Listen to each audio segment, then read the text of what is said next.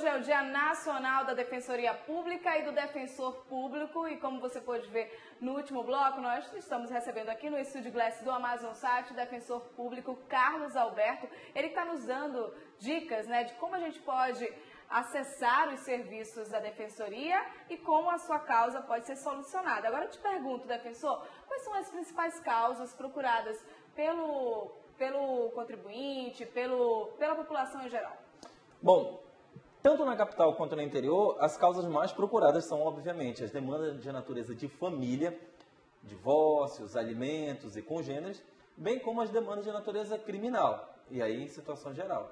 Tanto questões relativas a tráfico, quanto a demais outros crimes, questões relativas a homicídio, porque na Defensoria Pública, como nascimento e nos demais estados aqui, nos estados ocidentais, a Defensoria Pública tem em sua gênese a defesa criminal. Não poderia ser diferente aqui no Amazonas. E a Defensoria Pública de todo o Brasil atua basicamente com a questão criminal e com a questão relativa à família. Mas logo em terceiro lugar surgem nacionalmente, e aqui no Amazonas não é diferente, as demandas de consumo. Atualmente, há quantos defensores públicos aqui no estado do Amazonas? Graças ao último concurso realizado em 2013, nós temos 106 defensores públicos na ativa. Agora o senhor falou no último bloco sobre a questão da necessidade, né, da população do interior, né, que vocês atendem até 3 salários mínimos, né? Exatamente. Então, a maioria das pessoas necessita extremamente do serviço da defensoria e é necessário, né? Quanto mais defensor, mais ainda o trabalho é realizado com êxito. Exatamente. Na verdade, como já se fala na nossa carreira e como a população já sente, o defensor público é agente político de modificação social. Onde tem um defensor, vai haver uma mudança no status de representação da sociedade. Agora, eu sei que vocês realizam, a Defensoria Pública do Estado do Amazonas, ações itinerantes, né? Uma forma de aproximar ainda mais, né, a população da defensoria e assim resolver os problemas. De fato, a Defensoria Pública compreende, já não é de agora, que ela não pode estar acastelada dentro de seus estabelecimentos esperando que a população procure. Então, tanto institucionalmente quanto pela atuação de seus próprios membros, a Defensoria Pública busca alcançar a população.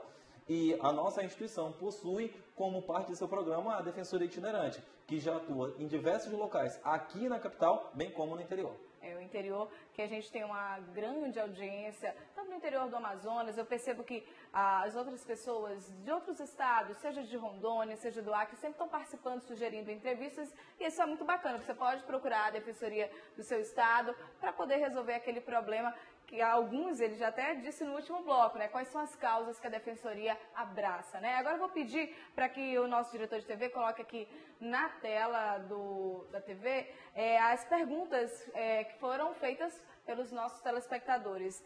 Eu peço aqui, tem uma pergunta aqui sobre, devido às grandes distâncias no Amazonas, quais são as ações que a Defensoria Pública do Estado toma para assegurar o acesso à justiça para o cidadão que vive isolado e quais são os desafios a serem superados? Esse é o nosso grande problema, não só da Defensoria Pública, é o problema, inclusive, também do próprio Judiciário e do Ministério Público. Nossas distâncias aqui no Amazonas, elas são colossais. Existem defensores públicos que, para chegar nas suas comarcas, precisam pegar 3 meios de transporte distinto para chegar. Isso, às vezes, chega a tomar mais de um dia.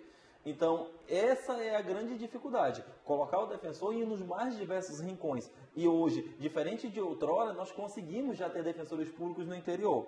Mas isso ainda não é suficiente, porque para quem é do interior, sabe que há uma distância também muito grande da sede do município no interior para as demais comunidades. E essa distância representa, às vezes, horas ou mesmo dias de distância. O trabalho que diversos colegas defensores públicos vêm fazendo é trabalho também de integração e de acesso a essas comunidades. Mas a Defensoria Pública procura também integrar, como já foi falado agora, através de ações itinerantes. E isso é bom esclarecer, não é atuação exclusiva da Defensoria Pública do Estado do Amazonas. Há também ações que já são conhecidas pela própria Defensoria Pública da União nesse sentido. Agora, outra pergunta de telespectador. Nuno, existe algum tipo de caso jurídico no qual o defensor público não pode atuar, não possa? A rigor, toda e qualquer demanda de natureza judicial ou extrajudicial pode ser tutelada por um defensor público. O que vai guiar a atuação da Defensoria Pública é o fato de o beneficiário ser ou não hipossuficiente.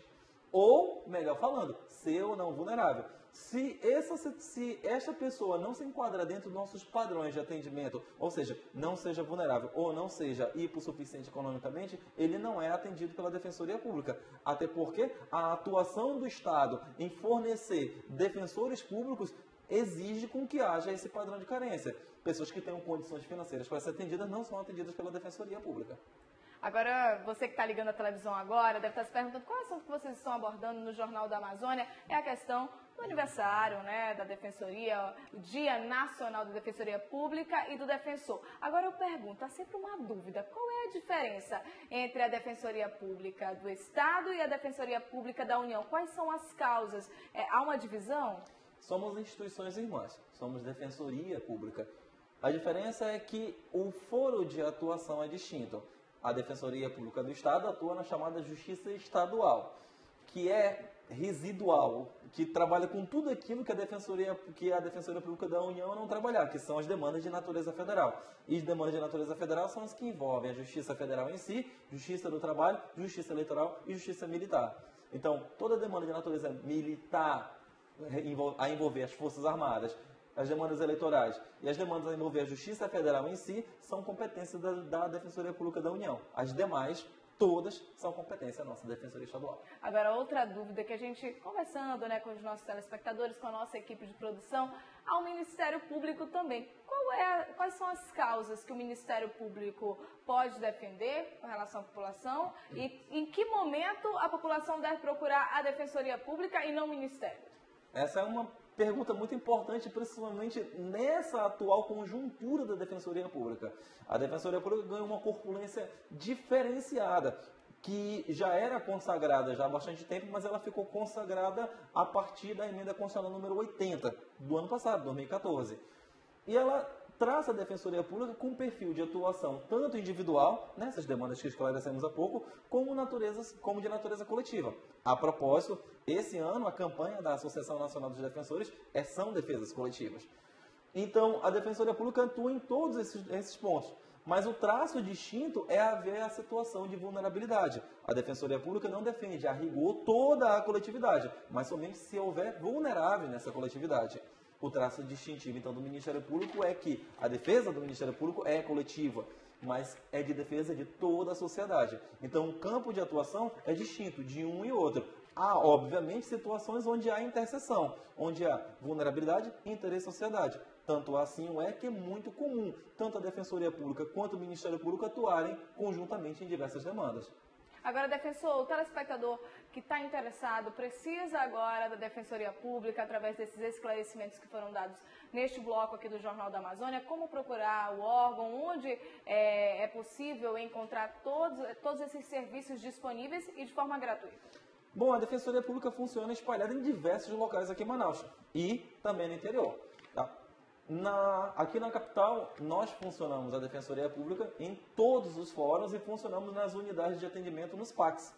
Além disso, nós funcionamos na chamada Casa da Cidadania, que fica lá no Adrianópolis, e funcionamos também nas unidades do Centro, na Rua 24 de Maio, e funcionamos na Tarumã.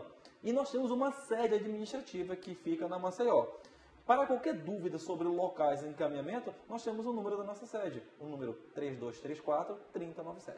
Olha, essas informações sobre o local, o horário, você vai poder conferir na página, nossa fanpage Jornalismo Amazonsat no Facebook. Então, fique bem atento às informações passadas nas redes sociais, aqui pelo jornalismo, que tem aí o propósito de ser a cara e a voz da Amazônia e do Amazônia. Agora eu agradeço o defensor Carlos Alberto Filho, ele que esteve aqui, né, nos dando todas essas dicas de como proceder em situações que a gente necessita da Defensoria Pública. Muito obrigado e parabéns mais uma vez. Muito obrigado. Quem agradece é a Defensoria Pública. Parabéns à população. Tá certo. Muito obrigada.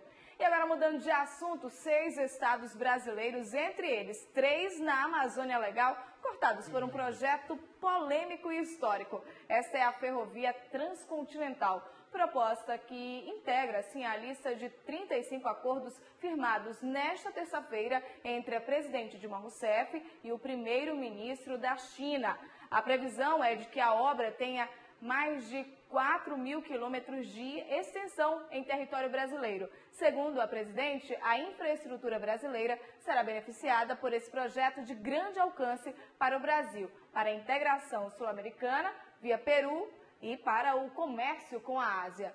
Para sair do papel, a ferrovia transcontinental vai enfrentar polêmicas, como o traçado sobre terras indígenas, os impactos ambientais e as dificuldades práticas de empreender uma obra deste tamanho em meio à floresta amazônica e pela Cordilheira dos Andes. Diversos outros projetos nunca foram finalizados por esbarrarem em questões como essas. Talvez o mais conhecido, por exemplo, a BR-319, segue sem conclusão por falta de licenciamento ambiental. E ainda hoje, o projeto ambiental promove inovações na produção rural e ainda após revitalização, Parque Anauá volta a atender a população de Boa Vista. Nós voltamos em instantes.